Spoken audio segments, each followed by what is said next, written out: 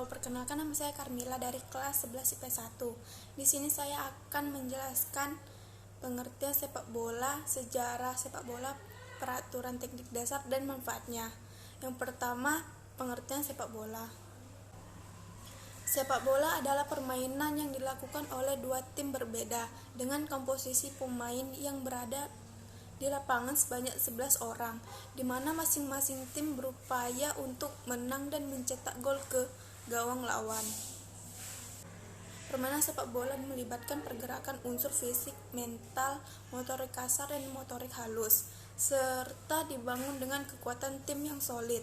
Pergerakan semua unsur tersebut dilakukan untuk menjaga pergerakan bola tetap dinamis dan lewati garis gawang. Adapun bola yang digunakan dalam permainan berbentuk oval, di mana setiap pergerakannya dilakukan setiap pemain menggunakan kaki dan hanya penjaga gawang yang bisa menyentuh bola menggunakan tangan. Momen dan peristiwa dari pertandingan sepak bola memang memberikan kesan yang tidak terlupakan dan selalu menarik perhatian untuk dilihat gerakan demi gerakannya. Tidak salah, sepak bola menjadi salah satu olahraga favorit di dunia. Olahraga yang dimainkan oleh 250 juta orang di lebih dari 200 negara juga berkomitmen untuk menjadikan olahraga yang wajib dimiliki. Sehingga banyak supporter dan juga keluarga yang berkomitmen untuk tidak melewatkan pertandingan sepak bola, baik liga profesional maupun liga amatir. Sejarah permainan sepak bola berdasarkan sumber yang dikutip pada situs Football History, kehadiran permainan sepak bola terjadi di Cina sekitar abad ketiga dan 2 sebelum Masehi dengan nama permainan cuju, di mana cuju dimainkan dengan bentuk bola bundar di atas bidang tanah persegi. Banyak negara-negara yang mengklaim bahwa kehadiran sepak bola diawali dari mereka sendiri, seperti Yunani kuno dan Roma. Namun cerita yang banyak diakui permainan sepak bola populer pada abad ke-12, di mana pada abad ini sepak bola dimainkan di padang rumput dan jalan Inggris. Seiring perjalanan waktu kemudian bermunculan klub sepak bola, akan tetapi kehadiran klub sepak bola yang diyakini ada sejak abad ke-15 tersebut terorganisir dengan baik tanpa status resmi.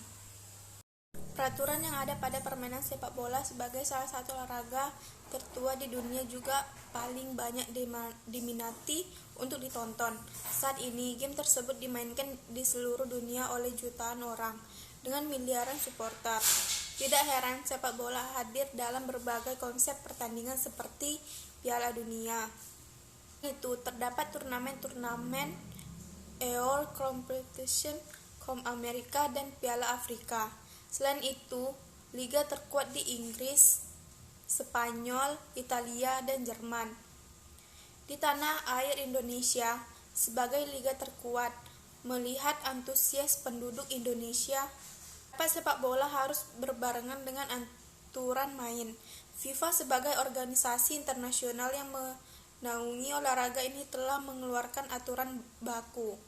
Pedoman ini adalah salah satu hukum sepak bola yang dianut oleh Badan Olahraga FIFA.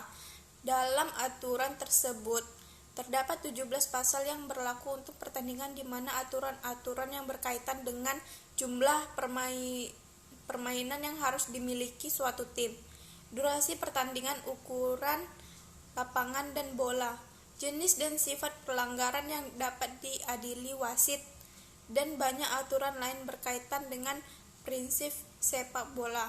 Pertandingan merupakan tugas wasit untuk menafsirkan dan menegakkan prinsip dalam permainan.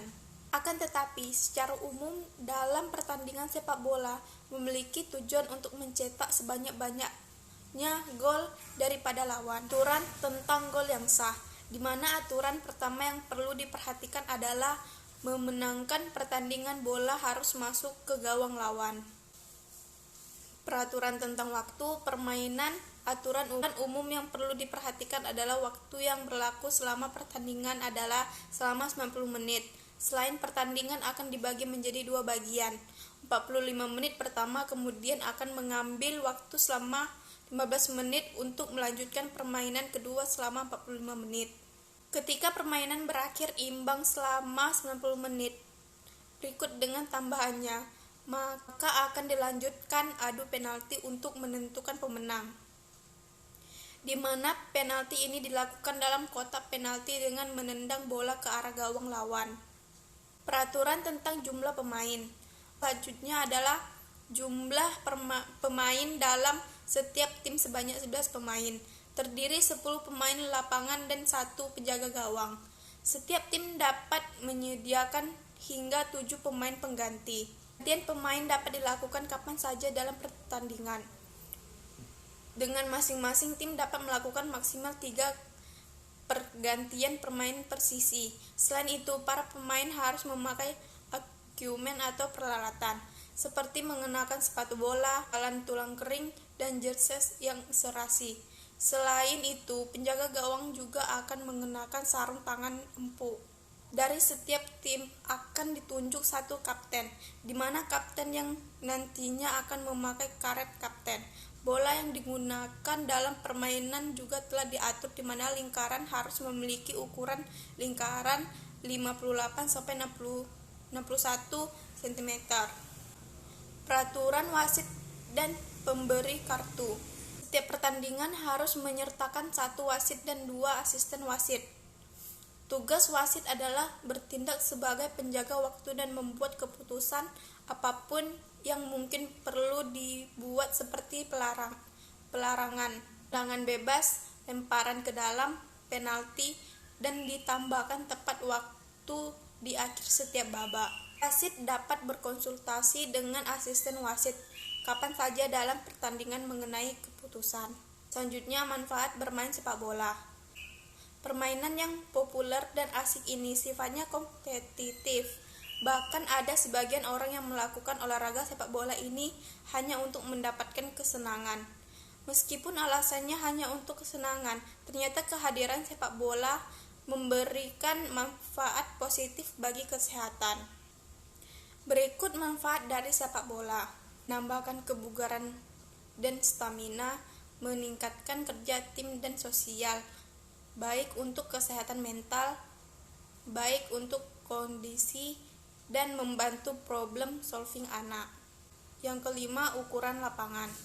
Lapangan harus terbuat dari rumput buatan atau alami, di mana semua wilayah di dalam garis putih pada lapangan adalah arena pertandingan. Ukuran lapangan diperboleh bervariasi aturan FIFA. Penerapan standar lapangan sepak bola internasional adalah panjangnya 100-110 meter, sementara lebarnya 64-75 meter.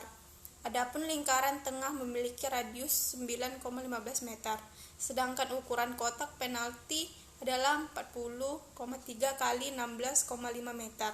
Di dalam lapangan terdapat 2 gawang yang dijaga oleh masing-masing kiper, di mana gawang itu sendiri terdiri dari bingkai berukuran tinggi 8 kaki dan lebar 8 meter. Yang keenam, teknik dasar permainan sepak bola. Teknik dalam sepak bola menjadi salah satu elemen yang paling jelas dan terlihat dalam permainan sepak bola. Kemampuan dalam teknik sepak bola akan berpengaruh besar terhadap pemenang tim. Berikut adalah teknik-teknik sederhana yang perlu dikuasai sebelum melakukan permainan. 1. Inside of the foot or push pass, atau kaki bagian dalam. Teknik passing dengan kaki bagian dalam ini memiliki tingkat akurasi yang lebih baik dan cocok untuk dipakai di operan jarak pendek. Memiliki kecepatan sedang dan bola kecil kemungkinan akan melambung tinggi, sehingga rekan kita pun semakin mudah menerima operan kita. Outside of the foot, kaki bagian luar. Tipe passing yang kedua adalah outside of the foot, atau mengoper dengan bagian kaki luar. Teknik ini perlu sering latihan agar akurasi tepat, karena agar lebih susah dengan jenis passing yang pertama. Kelebihan dari passing jenis ini adalah dipakai buat passing tipuan agar bola tidak direbut oleh tim lawan. Step drive. Teknik passing Inside drive dipakai untuk passing jarak jauh. Posisi tendangan berada di bagian tengah agak ke bawah, sehingga bola bisa mencapai target yang jauh. Pemain harus memperhatikan titik ini dan harus menggunakan feeling agar bola sampai di rekan kita. Anda dapat mengayunkan tangan untuk menjaga keseimbangan. Yang keempat, chip pass. Teknik passing kick point. Teknik passing dalam sepak bola selanjutnya adalah chip pass. Teknik ini dipakai untuk mencapai titik umpan yang terhadang oleh lawan dengan melambungkan bola. Teknik ini bisa dipakai untuk jarak pendek maupun jangka pendek. Hanya saja jarak antara kita dengan lawan harus agar jauh agar bola tidak berhenti dan terkena tubuh lawan. Selanjutnya, teknik dasar menghentikan bola atau menerima bola. Teknik ini penting untuk dikuasai agar bola tidak mantul lagi dan direbut oleh lawan. Untuk itu, perlu keahlian dalam menerima bola. Berikut adalah teknik-tekniknya. 1. Menggunakan kaki bagian bawah atau telapak kaki. Teknik yang pertama adalah menggunakan telapak kaki dan ketika bola akan sampai gerakannya seperti menginjak bola dengan kaki yang sedikit terangkat dan lutut ditekuk. Agar terjadi dengan mulus, pastikan mata juga fokus dan tertuju pada arah datangnya bola. 2. Menggunakan kaki bagian seperti saat mengoper bola. Kaki bagian dalam juga bisa dipakai untuk menghentikan bola. Saat bola mau sampai, kaki juga bergerak mengikuti arah gerakan bola agar bola tidak terpantul dan bisa mendarat dengan sempurna. Yang ketiga, menahan bola dengan kaki bagian luar.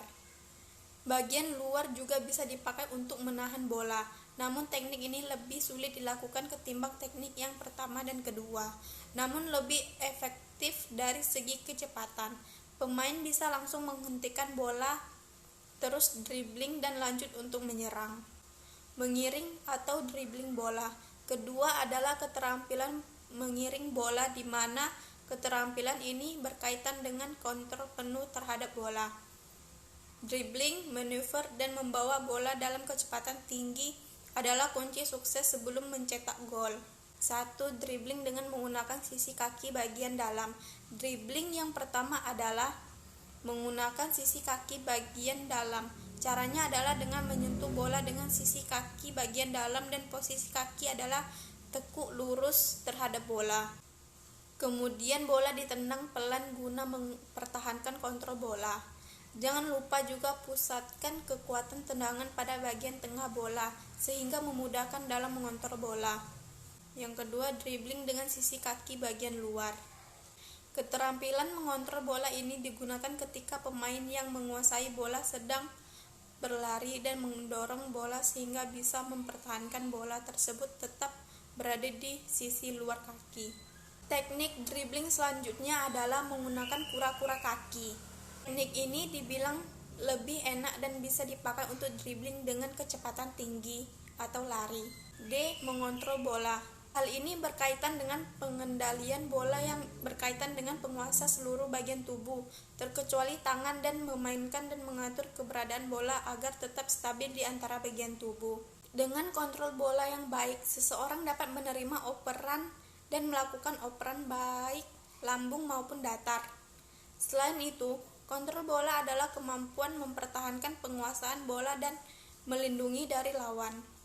Keempat yang tidak kalah penting adalah kontrol tubuh, di mana kemampuan pemain menggerakkan tubuhnya dengan lancar saat pertandingan, juga mengoptimalkan keseimbangan. Selanjutnya, tokoh terkenal. Sepanjang sejarah permainan sepak bola, telah banyak melahirkan tokoh-tokoh berjasa untuk klub dan negaranya. Keberadaan tokoh sepak bola ini tidak lain adalah berkat kegigihan selama menjadi atlet, tertib dalam latihan, dan menjunjung tinggi sportivitas. Pada Maret 2020, majalah France Football merilis sebanyak 50 nama tokoh berpengaruh dalam sepak bola. Di antaranya adalah Neymar, Paris, Lionel Messi, Barcelona, juga Cristiano Ronaldo, Juventus. Sekian dari penjelasan materi saya. Terima kasih.